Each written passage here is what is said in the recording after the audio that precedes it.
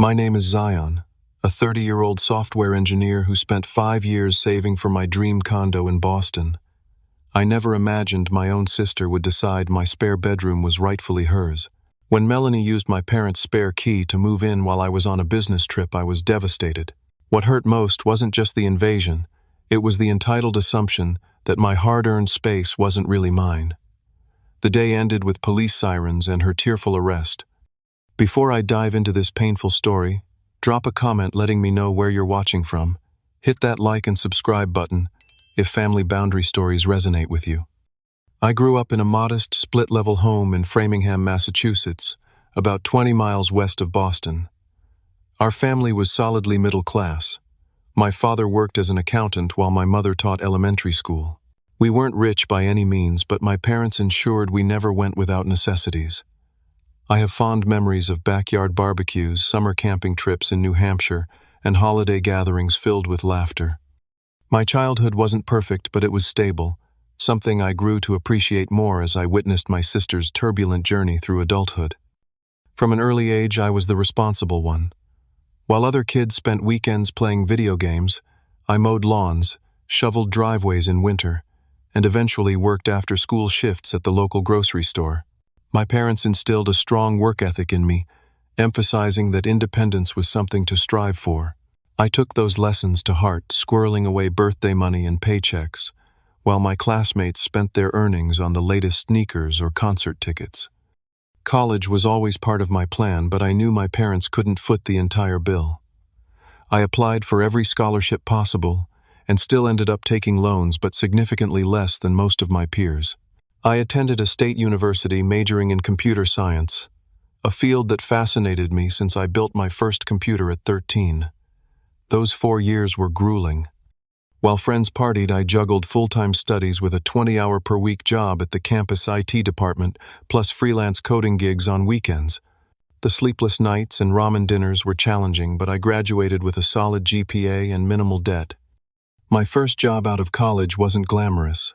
A junior developer position at a struggling startup where the pay barely covered rent for my tiny apartment, shared with 2 roommates. The company folded after 18 months, but the experience taught me invaluable lessons about resilience and adaptation. My second position at a mid-sized financial software company came with better compensation and stability. I lived frugally, bringing lunch from home, driving an aging Honda Civic, and saying no to expensive outings. Every spare dollar went straight into my savings account, earmarked future home. After 3 promotions and switching to a larger tech company with better benefits, I finally reached the point where homeownership seemed attainable. Boston's real estate market was brutal, sky high. Prices, bidding wars, and properties vanishing within hours of listing. For 6 months, I spent weekends touring condos, submitting offers, and facing disappointment. Just when frustration nearly overwhelmed me, I founded a 2-bedroom, 2-bathroom condo in a renovated brownstone in Cambridge. The second bedroom was slightly smaller than the master, but perfect for my home office setup and occasional guests. The building had charm, updated amenities, and proximity to public transportation for my commute. The day I signed those closing papers remains one of the proudest moments of my life. At 29, I had achieved something substantial, entirely through my own efforts. No parental down payment assistance, no inheritance, no shortcuts, just years of disciplined saving and career advancement. Those first nights in my very own space felt surreal. I'd walk from room to room, marveling that everything from the hardwood floors to the quartz countertops belonged to me. My sister Melanie's path couldn't have been more different from mine. 3 years younger, she always had a knack for finding the easiest route through life. Where I worked summers, she convinced our parents she needed the break to recharge. While I studied, she partied. Her grades were just good enough to avoid serious consequences, her charm just effective enough to wiggle out of trouble. Our parents, especially Mom, seemed to have different standards for us. "That's just how Melanie is," became a familiar refrain whenever I questioned the double standard. Despite our differences, we maintained a decent relationship growing up. We shared inside jokes, defended each other against neighborhood bullies, and enjoyed many of the same movies and music. The real divergence began after high school. While I headed straight to university with clear goals, Melanie attended community college, sporadically switching majors 3 times before dropping out altogether. She cycled through retail jobs, bartending gigs, and administrative positions, never staying more than a year. Her financial decisions were equally chaotic: maxed-out credit cards, a leased luxury car she couldn't afford, and shopping sprees when rent was due. Our parents continued enabling this behavior well into her 20s. They paid her security deposits, covered bounced checks, and offered their home as a safety net during her frequent transitional periods. I expressed concern privately to our parents, suggesting they might be hindering her growth by repeatedly rescuing her from consequences. These conversations invariably ended with them defending their approach and implying I lacked compassion. "Family takes care of family," Dad would say with finality, ending any further discussion.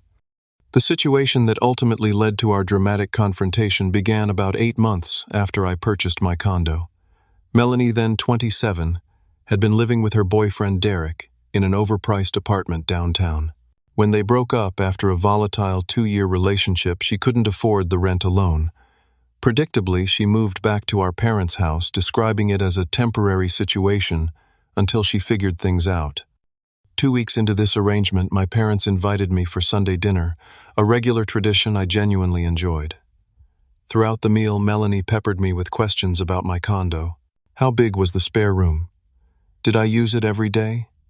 How was the closet space? I answered politely, mentioning my home office setup and how the space doubled as accommodation for visiting friends. As we cleared the dishes, Melanie made her first pointed comment. "Seems like a waste for all that space to sit empty most of the time. I mean, what does a single guy need with a second bedroom anyway?" I laughed it off, but something in her tone made me uneasy. That night, as I drove home, her words echoed in my mind, the first subtle warning of the storm that would soon upend my life. The following Sunday dinner at my parents' house took an uncomfortable turn. As we sat around the oak dining table that had hosted family meals for over 20 years, Melanie cleared her throat theatrically. "So I've been thinking about my living situation," she announced, twirling spaghetti around her fork. "Living with Mom and Dad is obviously not ideal long-term." My father nodded sympathetically while my mother reached over to squeeze Melanie's hand. "You know you can stay as long as you need, sweetheart," Mom assured her. Melanie smiled before turning her gaze directly to me. "Actually, I was thinking about Zion's spare bedroom. It would be perfect for me, close to downtown near the boutiques where I'm applying for management positions. And let's be honest, he's just using it as a glorified computer room." The table fell silent. I carefully placed my fork down, trying to maintain composure. "I appreciate the thought, Melanie, but that's not going to work. I need that space for my home office. I work from home at least 2 days a week, and I often have projects that require a dedicated workspace." "You could move your computer desk to the living room," she countered immediately. "Lots of people do that. It's not like you're entertaining guests every night." "That's not the point," I replied, feeling my patience thinning. "It's my home set up the way I need it to be. Plus, I have colleagues and clients on video calls regularly. I need privacy and a professional background." My father cleared his throat. "Zion, it wouldn't hurt to consider it. Family helps family. It would just be until Melanie gets back on her feet." I felt ambushed. "Dad, I love you all, but this isn't about not wanting to help. That condo is my personal space that I worked incredibly hard for. Melanie needs to find her own place just like I did." "Oh, so you're better than me now," Melanie snapped, tears welling in her eyes, tears I'd seen deployed strategically countless times before.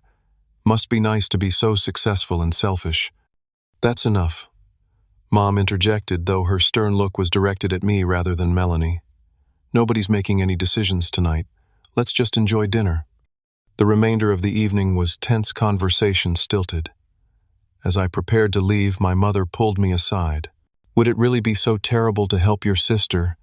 That apartment means more to her future than it does to your comfort." Her words stung. My own mother couldn't see that this wasn't about comfort, it was about boundaries and respect for the life I'd built. "I love you, Mom. I'll call tomorrow," was all I could manage before driving home in frustrated silence. Over the next 3 weeks, Melanie's hints transformed into outright requests. Text messages arrived daily. "Found the perfect bed frame for when I move in," or "which closet would be mine?" Each time I responded firmly but politely that living together wasn't an option.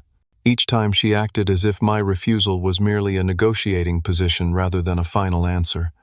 The situation escalated on a Tuesday evening when I returned from work to find Melanie sitting on my couch scrolling through her phone as if she lived there. I froze in the doorway, keys still in hand. "How did you get in here?" I demanded, heart racing. She looked up casually.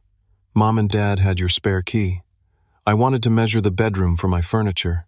She gestured toward a measuring tape on the coffee table beside a notebook with scribbled dimensions. "You can't just enter my home without permission," I said, struggling to keep my voice level. "That key is for emergencies only." Melanie rolled her eyes. "Don't be so dramatic. We're family. Besides, I brought dinner." She pointed to paper bags on the kitchen counter, emblazoned with my favorite Thai restaurant's logo, a transparent attempt to soften the violation. That evening, we had a 3-hour conversation about boundaries. I explained in painstaking detail why her behavior was inappropriate, why cohabitation wouldn't work for either of us, and why she needed to focus on building her own independence. She alternated between defensive anger, tearful pleas, and grudging acknowledgement. By the time she left, I thought we'd reached an understanding. The next morning, I called my parents and respectfully requested the return of all spare keys to my condo. My mother sounded hurt, my father disappointed, but I stood firm. That weekend, I installed a smart doorbell camera that sent alerts to my phone whenever someone approached my door. The fact that I felt compelled to take such measures against my own family saddened me deeply, but seemed necessary given recent events. The following weeks brought an onslaught of guilt-tripping. Melanie sent daily texts describing how uncomfortable the pull-out couch in our parents' home office was, how her job search was hampered by the long commute from suburbia, how sharing a bathroom with our father was literally hell. My parents began calling more frequently, casually mentioning how challenging it was. Having Melanie back home comments clearly designed to make me reconsider my position. The pressure expanded beyond my immediate family. Aunt Susan called to remind me how Melanie had always looked up to her big brother. Cousin Patrick messaged, suggesting I should step up for family. Even my grandmother, during our monthly phone call, mentioned how in her day siblings stuck together through thick and thin. The coordinated guilt campaign was as transparent as it was effective. I began losing sleep, my concentration at work suffered, and anxiety became my constant companion. Just when I thought the situation couldn't get more intrusive, I received a disturbing call from my neighbor Trevor. "Hey man, just wanted to check if you're letting your sister move in. She was showing some people around your place earlier today." My blood ran cold. "What do you mean showing people around?" "Yeah, she had 2 women with her. I heard her talking about splitting utilities 3 ways. I figured maybe you were getting roommates." After thanking Trevor and ending the call, I sat in stunned silence. Melanie had somehow gained access to my condo again and was actually touring potential roommates through my home while I was at work. The violation felt like a physical blow. I immediately texted Melanie, "We need to talk. Now." Her response came an hour later. "About what?" "About you showing strangers through my condo today without my knowledge or permission." 3 dots appeared and disappeared several times before her reply. Trevor needs to mind his own business. No denial, no apology, just annoyance at being caught. Something inside me hardened as I realized just how little respect she had for me, my home, and my boundaries. That evening, I waited in my living room, a tight knot of anger lodged in my chest. When Melanie finally arrived, she sauntered in with the casual confidence of someone who believed herself immune to consequences. "How did you get in?" I demanded immediately. She shrugged, dropping her purse on my coffee table. "I had another key made before returning Mom and Dad's." The casual admission of her deliberate deception left me momentarily speechless. When I found my voice, it emerged with a cold steadiness that surprised even me. "What you did today crosses every reasonable boundary. You made an unauthorized copy of my key. You entered my home without permission. You brought complete strangers into my personal space. You presented my property as available for rent. Each of these actions alone would be a serious violation. Together, they represent a complete disregard for me as a person." Melanie's expression cycled through dismissal, defensiveness, and finally noting my unwavering tone calculation. "You're making this into a bigger deal than it needs to be," she said, her voice softening. "I'm just trying to find solutions that work for everyone. Think about it, with roommates, your mortgage would practically pay itself." "That's not your decision to make," I replied. "This conversation is over.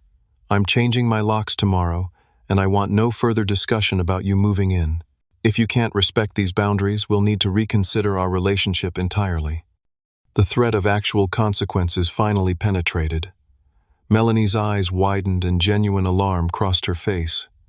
"You'd cut off your own sister over an apartment. This isn't about the condo. It's about respect, honesty, and boundaries, all of which you've repeatedly violated." Her strategy shifted instantly. Tears filled her eyes as she collapsed onto my sofa. "I'm sorry," she sobbed. "I'm just so desperate. Living with Mom and Dad is killing me. I feel like such a failure watching you succeed while I keep messing up. I thought maybe being closer to you would help me get my life together." Despite my determination to remain firm, the sight of my little sister crying broke something in me. Memories flashed through my mind: teaching her to ride a bike, defending her against neighborhood bullies, helping her with science projects. Had I been too harsh? Was there a compromise I hadn't considered? Before I could formulate a response, my phone buzzed. A text from my mother: "We need to talk about this situation with your sister. Family dinner tomorrow night. Non-negotiable." I showed Melanie the message. She nodded, wiping her tears. "They're really worried about me," she said quietly. "Dad thinks I'm heading for another depression like in college." The mention of her mental health struggles further softened my resolve. While I suspected some manipulation, I couldn't dismiss the genuine issues she'd battled over the years. "Fine," I sighed. "We'll discuss this tomorrow with Mom and Dad, but I'm still changing the locks." The family meeting the following evening was emotional and exhausting. We gathered around my parents' dining table, the tension thick enough to cut with a knife. My mother had prepared all my childhood favorites: pot roast mashed potatoes, with the perfect amount of garlic, and homemade apple pie, an obvious attempt to soften the atmosphere. After an uncomfortable dinner where conversation remained superficial, my father finally addressed the elephant in the room.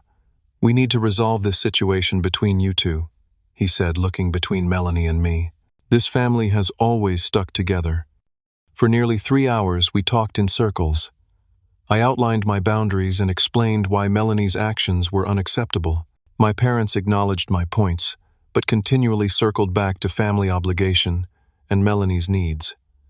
Melanie alternated between tearful apologies and subtle implications that my success obligated me to help her. Eventually, an exhausted compromise emerged. Melanie would remain at our parents' home and respect my boundaries. I would help her find affordable housing and potentially assist with her first month's rent as a one-time gift. Most importantly, she promised never to enter my home without explicit permission again. "I really am sorry," Melanie said as we concluded the discussion. "I got carried away. It won't happen again." Looking into her eyes, the same hazel eyes that had looked up to me throughout childhood, I wanted desperately to believe her. "I accept your apology," I said. "Let's move forward." As we hugged goodbye, I felt a tentative relief. Perhaps this painful episode would ultimately strengthen our relationship through clearer boundaries and better communication. The next few weeks seemed to validate my optimism. Melanie texted less frequently, and when she did, the messages focused on legitimate apartment listings she'd found or questions about budgeting. We met for coffee twice, conversations remaining light and pleasant. She even apologized again, unprompted, during our second meeting, expressing embarrassment about her behavior. My parents noted the positive change during Sunday dinners. "She's really trying to be more independent," Mom commented. "Your talk seems to have made an impression."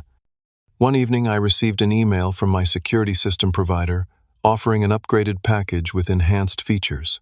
Given the improved situation with Melanie, I decided the additional expense wasn't necessary and deleted the email, a decision I would soon regret bitterly.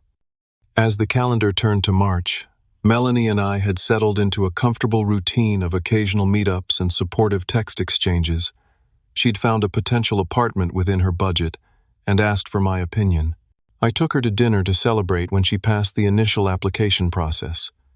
For the first time in months, our relationship felt like that of normal adult siblings rather than adversaries.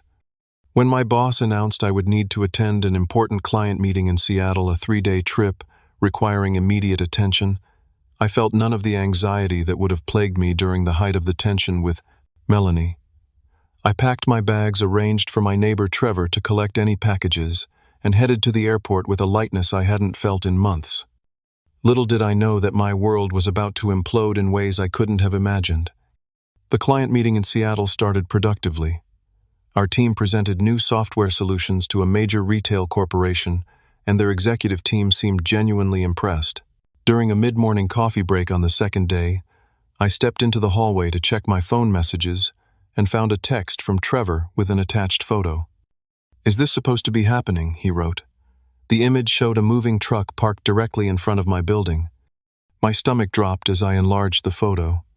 There was no mistaking the professional moving company logo emblazoned on the side of the truck. A cold sweat broke out across my forehead as I hurriedly texted back. "Absolutely not. What's happening right now?" Trevor replied immediately. "People carrying furniture in. Thought maybe you were getting new stuff delivered." With trembling fingers, I called my building manager, Marcus. "Hey, this is Zion from Unit 12. Is someone moving furniture into my condo right now?" There was a pause before Marcus answered cautiously. "Yes, your sister arrived this morning. She said you were letting her stay while you're traveling for work. Is there a problem?" The room seemed to spin around me. "Yes, there's a huge problem. I never authorized this. She doesn't have permission to be in my unit, let alone move furniture in. I'm sorry, but she had a key and knew all the building access codes," Marcus explained, sounding genuinely concerned. "She seemed completely legitimate, even mentioned specific details about your unit. Please don't allow any more furniture to be brought in," I instructed, struggling to keep my voice level despite the panic rising in my chest. "I'll handle this immediately." Ending the call, I tried phoning Melanie. Straight to voicemail. I sent a text, "I know what you're doing. Stop immediately." No response. Next, I called my parents. My mother answered with a cheerful, "Hello, sweetie, how's Seattle?" "Mom, is Melanie moving into my condo right now?" I asked, without preamble. A telling pause followed. "Well, honey, you have all that extra space, and she finally found a wonderful opportunity with that boutique downtown. The commute from our house would be impossible." "Mom," I interrupted, "did you know she was moving in today without my permission?" Another pause. "I'm sure you two just had a misunderstanding. You've been so busy lately." I cut her off again. "This isn't a misunderstanding. This is breaking and entering. I never agreed to this." "Don't be so dramatic," my mother chided. "She's your sister, not some criminal. Family helps family." Realizing I would get nowhere with my mother, I ended the call and immediately checked my flight options. The earliest available flight back to Boston departed that evening, arriving after midnight. I booked it without hesitation, then approached my boss with the situation. "Family emergency," I explained tersely. "I need to get back to Boston immediately." To his credit, he took one look at my ashen face and nodded. "Go. We'll wrap things up here." While racing to gather my belongings from the hotel, I logged into my security camera app.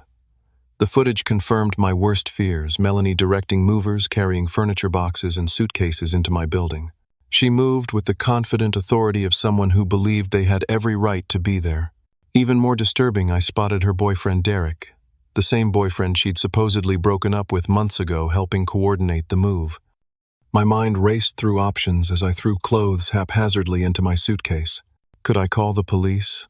Would they even respond to what they might view as a family dispute? What legal standing did I have when Melanie had a key, albeit an unauthorized copy? Desperate for immediate intervention, I called my friend Anthony, who lived 10 minutes from my building. "I need a massive favor," I explained, outlining the situation. "I'm on my way," he assured me without hesitation. While speeding toward the airport in a rideshare, my phone buzzed with updates from Anthony. "5 people here moving stuff in," he reported. "Your sister, her boyfriend, and 3 others I don't recognize." "What did she say when you confronted her?" I texted back. That you two had an arrangement, and I should mind my business. Her boyfriend suggested I leave before things got uncomfortable. They've changed the electronic door code, too. The violation deepened with each new detail. This wasn't an impulsive action. It was a calculated takeover executed while I was 3,000 miles away. My arrival at the airport brought more complications. My original flight was delayed due to mechanical issues, potentially stranding me in Seattle overnight. After pleading my case to airline staff, I secured the last standby seat on an earlier connection through Chicago, though it meant a 3-hour layover. During that layover, pacing the terminal like a caged animal, I called the non-emergency police line in Cambridge. The officer who answered listened patiently to my situation. "So your sister has a key to your property," he clarified. "An unauthorized copy, yes. I explicitly denied her permission to live there and changed the locks, but she must have made a duplicate before returning the original. And she's your sister, not a stranger." "Yes, but..." "Sir, this sounds like a family dispute rather than a criminal matter. If you're concerned about property damage, you can file a report when you return." Frustration mounted as I realized how the situation appeared from an outsider's perspective. She's actively moving furniture into my home, against my explicit instructions, I emphasized. She's changed access codes and has people I don't know in my private residence touching my possessions. The officer's tone softened slightly. "I understand your concern. We can send someone to check the situation, but without evidence of forced entry or immediate danger, our options are limited. Do you have documentation proving sole ownership?" "Yes, I'm the only name on the deed and mortgage." "That helps. When will you be back in town?" "After midnight if all goes well with connections. Call us when you arrive. We can meet you at the property to help mediate." It wasn't the immediate action I'd hoped for, but at least offered some framework for resolution. Throughout the Chicago layover and subsequent flight to Boston, my mind cycled through scenarios ranging from reasonable confrontation to worst-case outcomes. The emotional devastation cut deeper than the practical concerns. My sister, my own blood, had methodically planned to overtake my home while ensuring I was far away and unable to stop her. Text updates from Anthony continued, each more concerning than the last. Melanie had arranged for utility services to be transferred to her name. She'd introduced herself to neighbors as the new resident. She'd even hung artwork on my walls after removing my own framed photographs. As the plane finally touched down in Boston, shortly after 1 a.m, a hollow feeling settled in my chest. Beyond anger or anxiety lay a profound sadness. The realization that the sister I thought I knew had revealed herself capable of extraordinary betrayal. The bond of trust between us, already strained, now lay utterly shattered among the moving boxes she'd brought into my home. The rideshare from Logan Airport to my Cambridge condo felt interminable. Each red light amplified my mounting anxiety.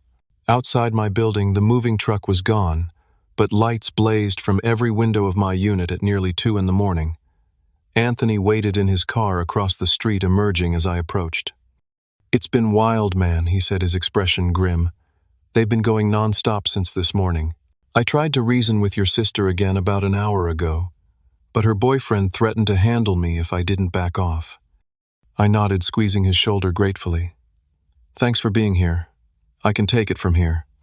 "No way," Anthony insisted. "I'm staying until this is resolved. You don't know what you're walking into." The police cruiser I'd requested pulled up moments later. 2 officers emerged, a middle-aged man with salt and pepper hair and a younger woman with a no-nonsense demeanor. "Mr. Harris," the male officer asked, extending his hand. "Officer Brennan, this is Officer Chen. We understand you're having a property dispute." I explained the situation, concisely providing my driver's license and property documents I'd fortunately packed before my trip. Officer Chen reviewed them carefully, while Brennan asked clarifying questions about Melanie's history with the property. "All right," Brennan finally said. "Let's approach this calmly. We'll accompany you inside to assess the situation and facilitate a conversation. Our goal is peaceful resolution." With the officers flanking me and Anthony hanging back, I used my key in the building's main entrance. The elevator ride to the 4th floor was silent tension, thickening with each ascending floor. Outside my unit, I took a deep breath and knocked firmly despite having my own key. This was my home, but something about the situation demanded the formality. After several moments, the door swung open to reveal Derek, 6'2" of tattooed hostility. His eyes narrowed at the sight of the officers. "What's this about?" he demanded, blocking the doorway. Officer Brennan stepped forward. "Sir, we need to speak with everyone inside this residence. Please step aside." Derek hesitated clearly, calculating his options before reluctantly backing into the entryway. The scene that greeted me as I stepped inside my own condo was surreal, like entering an alternate reality where my life had been erased and replaced. My carefully curated furniture had been pushed against walls or relocated entirely. A garish floral couch I didn't recognize dominated the living room. Moving boxes lined every wall, some open with contents spilling out. My home office door stood open, revealing the room had been completely transformed. My desk and computer equipment stacked haphazardly in one corner, replaced by a queen-sized bed with hot pink bedding. And there, in the center of the chaos, stood Melanie wearing pajamas and an expression that fluctuated between defiance and alarm at the sight of police officers. "Zion," she said, forcing a smile that didn't reach her eyes. "You're back early. We were just getting settled." "Settled," I echoed incredulously. "In my home against my explicit instructions." "Our home," she corrected smoothly, glancing toward the officers. "We discussed this arrangement weeks ago. I even have texts about helping with utilities." Officer Chen stepped forward. "Ma'am, Mr. Harris states he never authorized you to move in. Do you have a lease or rental agreement?" Melanie's smile faltered slightly. "We don't need formal paperwork. We're family. Right, Zion. Tell them how we agreed you'd help me out while I get back on my feet." The audacity of her lie struck me speechless momentarily. When I found my voice, it emerged with a calm steadiness that surprised even me. "I never agreed to this. In fact, I explicitly told you multiple times that you could not move in here. I changed the locks specifically because you made unauthorized entry previously." Derek moved to stand beside Melanie, his posture subtly threatening. "Look, man, it's late. Why don't we discuss this tomorrow, when everyone's had some sleep? Melanie's been through enough without this drama." "This isn't my home to discuss," I replied evenly. "This is my property. You are all here illegally and need to leave immediately." Melanie's demeanor shifted instantly, tears welling in her eyes, her go-to tactic when confronted.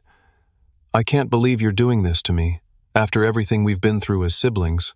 Where am I supposed to go at 2 in the morning?" "The same place you were living yesterday," I answered. "This was a calculated move you made, knowing I was out of town." Officer Brennan intervened. "Ma'am, I need to see identification from everyone present." He turned to me. "Mr. Harris, do you have documentation proving ownership?" I retrieved the folder containing my deed and mortgage papers, which Officer Chen examined carefully. Meanwhile, 3 other people emerged from different rooms, 2 women, who appeared to be in their mid-20s, and a man slightly older, all looking uncomfortable with the police presence. "These are my roommates," Melanie explained hurriedly. "They've already paid me security deposits." The revelation that she'd collected money under false pretenses added another disturbing layer to the situation. I looked at the strangers now awkwardly hovering near the kitchen. "I'm sorry, but she had no authority to rent rooms here. This is a single-family residence that I own solely." Officer Chen finished reviewing my documentation. "The property is legally registered to Zion Harris alone," she confirmed to her partner. Turning to Melanie, she continued, "Ma'am, without written permission from the owner, you have no legal right to occupy this residence. You and your guests need to gather essential overnight items and vacate the premises." "This is ridiculous," Melanie shouted, her friendly facade crumbling entirely. "He doesn't need all this space. He's just being selfish because he can." "Tell them, Derek. Tell them how Zion always gets everything while I struggle for scraps." Derek stepped forward aggressively. "You heard her. We're not going anywhere tonight. You can't throw people out on the street."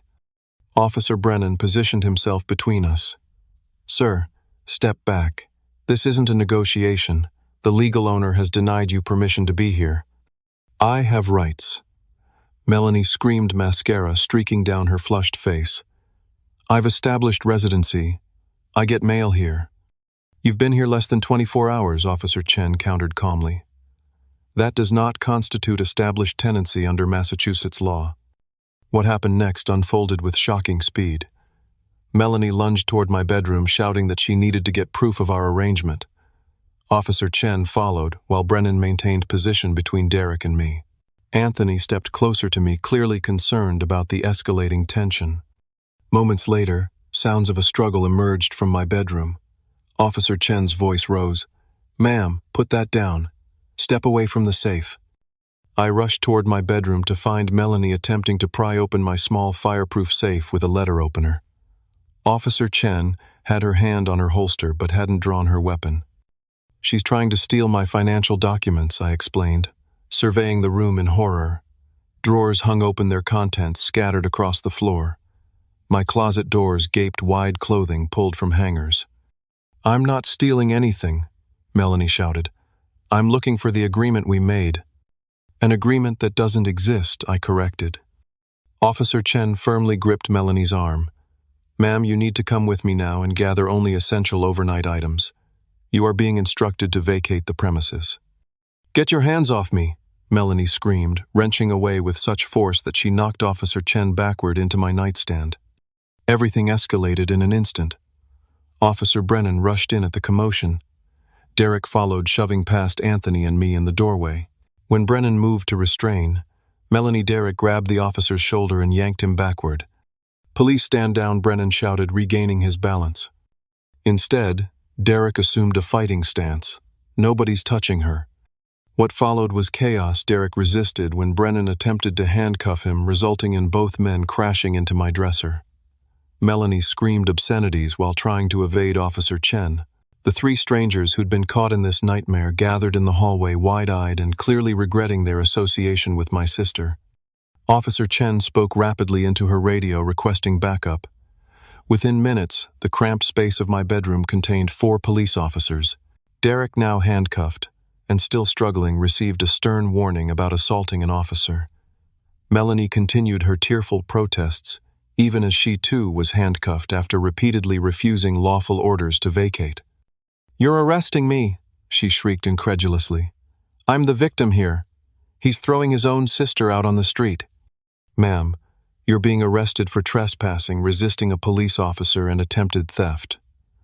Officer Chen explained with remarkable composure. "You have the right to remain silent." As the Miranda rights were recited, the surreal nature of the scene washed over me. My own sister being arrested in my bedroom, the sanctuary of my home violated not just by unwanted occupants, but now by the necessary intervention of law enforcement. The situation deteriorated further when my parents arrived, summoned by a hysterical phone call Melanie had apparently made earlier when Anthony first confronted her. They burst into the condo as Melanie and Derek were being escorted out in handcuffs. "What have you done?" my mother cried, rushing toward me with an expression of utter betrayal. "Your own sister." My father's face was thunderous. "You called the police on family. Have you lost your mind, Zion?" "I didn't call them on family," I responded, my voice hoarse with emotion. "I called them on trespassers who broke into my home, changed my locks, and refused to leave when instructed." "She's your sister," my mother repeated, as if this relationship negated all laws of property and personal boundaries. Officer Brennan intervened. "Sir, ma'am, your daughter illegally entered this residence and refused lawful orders to leave. Additionally, her companion assaulted an officer. These are serious offenses." My parents followed the officers out, my mother in tears, my father delivering a parting shot. "This isn't over, Zion. Family doesn't do this to family." Left alone with Anthony and the 3 strangers who'd been unwittingly drawn into this disaster, I surveyed the wreckage of my home. Furniture, displaced possessions, scattered walls damaged from moving large items through narrow doorways. But the physical disarray paled compared to the emotional devastation. "What happens now?" asked one of the women, tentatively clutching an overnight bag. I sighed deeply. "You should contact Melanie about any deposits you paid her. I'm sorry you were misled, but you can't stay here." After they departed, Anthony helped me secure the door with my original keys. "You okay, man?" he asked, concern etched on his face. I wasn't okay. I wasn't anywhere near okay. But as I stood in the wreckage of my violated home, the full impact hadn't yet registered. "I will be," I replied, knowing it would be a long time before those words held any truth. The night after Melanie's arrest ranks among the longest of my life. Despite bone-deep exhaustion from travel and emotional trauma, sleep proved elusive. I wandered through my disrupted home like a ghost cataloging damages and displacements. The physical disorder, furniture shifted, walls, scuffed pictures rehung, felt like a visual manifestation of my shattered sense of security. My phone buzzed relentlessly. My parents alternated between guilt-inducing texts, "How could you do this?" to your own blood, and angry voicemails demanding I drop charges immediately. Extended family members, having received a carefully edited version of events from my mother, sent messages expressing disappointment in my cruelty. Only my cousin Ethan, always the family truth-teller, called to ask for my side of the story before forming judgment. Around 4 in the morning, I silenced my phone completely. Sitting in the darkness of my living room, surrounded by the evidence of Melanie's violation, I finally allowed myself to weep, not just for the immediate crisis, but for the family relationships that would never be the same again. Morning arrived with harsh clarity and practical concerns. I called a locksmith who arrived promptly to change every lock and reset all electronic access codes. The building manager, Marcus, expressed shock at the previous night's events and assured me the security footage would be preserved if needed for legal proceedings. I spent 3 hours with a police officer filing a formal report providing timestamps from my security footage showing Melanie's unauthorized entry and the moving company's arrival. When my phone rang displaying the county jail's number, my stomach clenched. Melanie's tear-filled voice came through clearly. "They're setting bail at $2,000. I need you to help me, Zion. Please." The familiar pattern reasserted itself. Melanie creates chaos, then expects rescue. For the first time in our adult relationship, I broke the pattern. "I can't do that, Melanie. Your actions have consequences. You're going to leave your sister in jail." Her voice rose incredulously.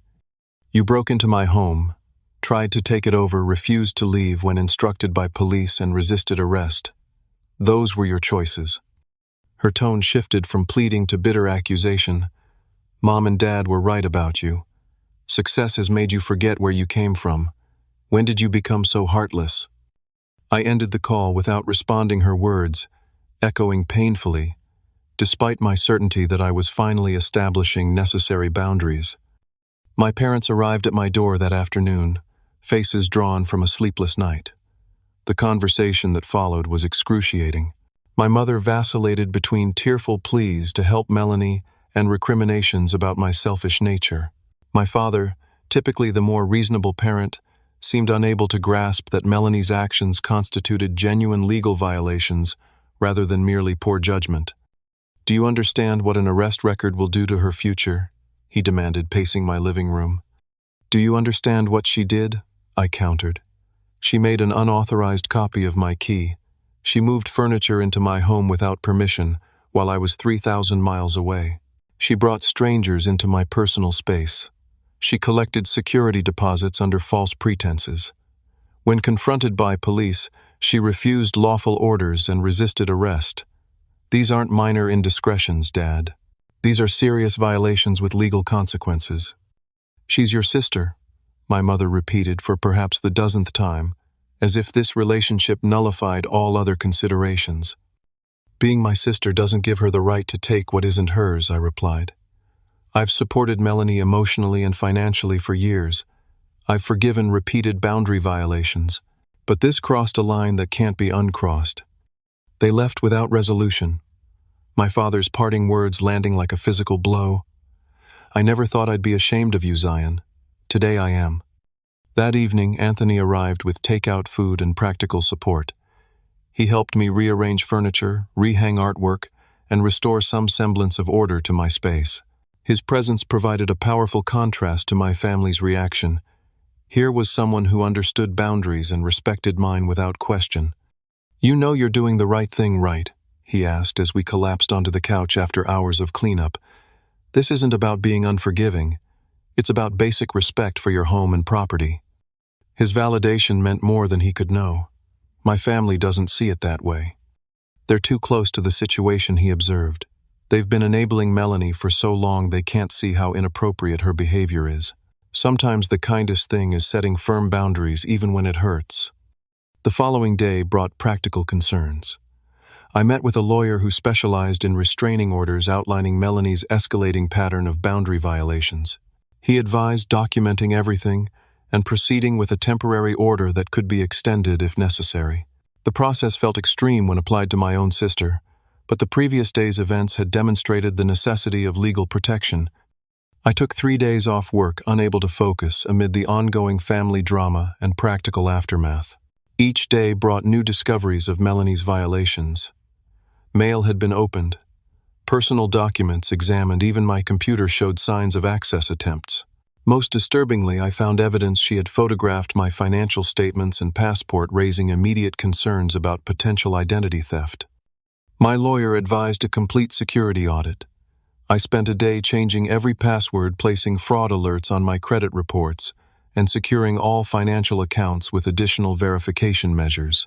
The process was exhausting but necessary given Melanie's demonstrated willingness to cross boundaries. Sleep remained elusive. Nightmares plagued me when exhaustion finally overcame anxiety dreams where I returned home to find strangers living in every room claiming pieces of my life while I stood helplessly in the doorway. I began therapy, recognizing that professional help was necessary to process the profound family trauma unfolding around me. A week after the arrest, I received a call from a number I didn't recognize.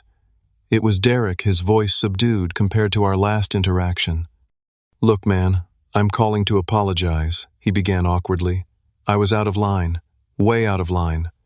His unexpected contrition caught me off guard. "Why are you calling me Derek?" "Because I'm taking a plea deal," he explained. "Disorderly conduct instead of assaulting an officer. My lawyer says I got lucky because the officer wasn't injured, but part of my deal is making amends." "And Melanie?" I couldn't help asking. He hesitated. "We're taking some space. Look, she told me you guys had an arrangement. Said you were cool with us moving in temporarily. I wouldn't have gone along with it otherwise." The revelation wasn't surprising, but still stung confirmation that Melanie had deliberately manipulated multiple people in her scheme. "I appreciate the apology," I said finally, "but I need time before considering any form of reconciliation with either of you." My parents continued their campaign of pressure and guilt, though the intensity gradually decreased as days passed. My mother's texts evolved from outright accusation to subtle manipulation. "Melanie's so depressed she's barely eating," or "We're struggling to afford her lawyer." I maintained my position with a simple response: "I'm sorry you're going through this." 2 weeks after the incident, I attended court for the restraining order hearing. Seeing Melanie across the courtroom, pale, disheveled, flanked by a public defender, triggered a complex wave of emotions: anger at her actions, sadness for our fractured relationship, guilt for my role in her current circumstances. When the judge granted a 6-month order prohibiting her from approaching my home or workplace, her expression of betrayed disbelief nearly broke my resolve. The following Sunday, I declined dinner at my parents' home for the first time in years, unwilling to subject myself to further recrimination. Instead, I accepted an invitation from friends for a hiking trip in the White Mountains, 6 hours of physical exertion and natural beauty that provided the first genuine relief I'd felt since the ordeal began. Gradually, painfully, a new normal emerged. I maintained minimal contact with my parents, brief conversations focused on neutral topics. Extended family members either respected my boundaries or found themselves gently but firmly distanced from my life. Friends like Anthony provided the support and understanding my biological family currently couldn't offer. My condo, once a sanctuary, required reclaiming through intentional actions. I rearranged furniture to eliminate the memory of how Melanie had positioned things. I repainted walls, selected new artwork, and eventually replaced the desk in my home office, the previous one, carrying too many associations with the violation. Each change represented a small step toward reclaiming my space as truly mine again. Therapy provided crucial tools for processing the complex grief of family estrangement without surrendering my hard-won boundaries. Family relationships aren't unconditional, my therapist emphasized during one particularly difficult session. Healthy love includes respect for autonomy and property. You haven't abandoned your sister. You've simply required that she respect you as an individual with rights.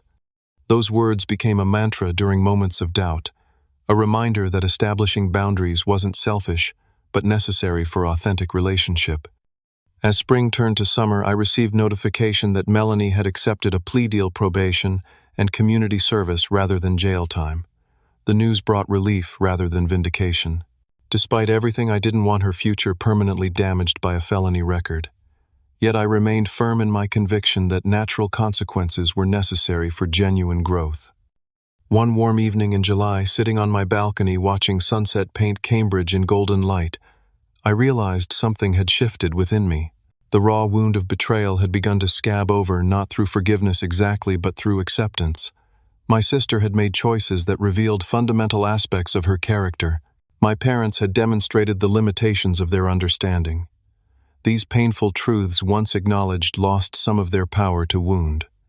As I sipped my coffee and watched darkness gradually claim the sky, I understood that the path forward would be neither simple reconciliation nor permanent estrangement, but something more nuanced, a carefully constructed relationship built on new foundations of honesty, boundaries, and consequences.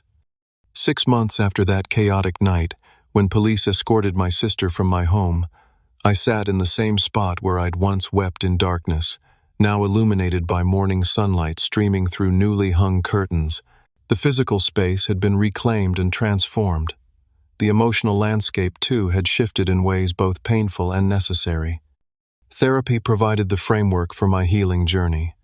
Weekly sessions helped me navigate the complex terrain of family estrangement without drowning in guilt.